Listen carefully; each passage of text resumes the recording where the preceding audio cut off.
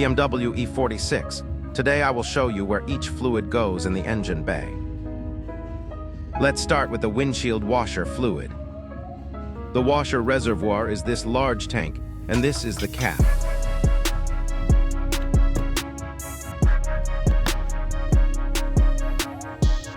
Here we have the jump start positive terminal. You can connect jumper cables here, and the negative can be connected to these strut mounting bolts.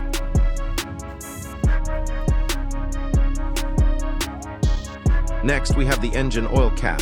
This is where you add engine oil.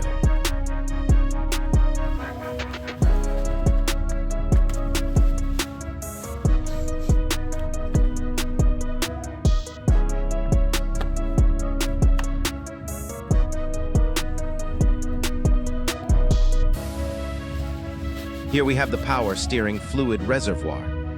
The cap says to use ATF fluid, which is correct when you open it. You can check the level using the dipstick attached to the cap.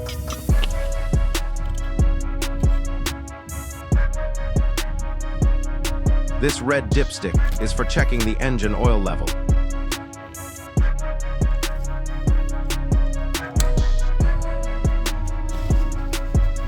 Next, near the radiator, we have the coolant expansion tank.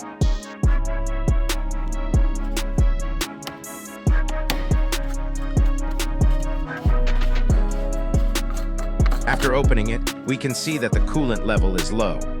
As it does not reach the indicator, it will need to be topped up.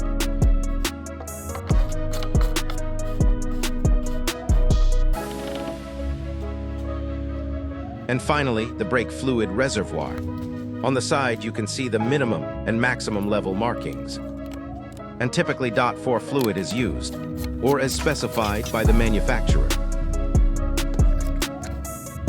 And that's it. If this helped you, don't forget to like and subscribe for more real workshop videos.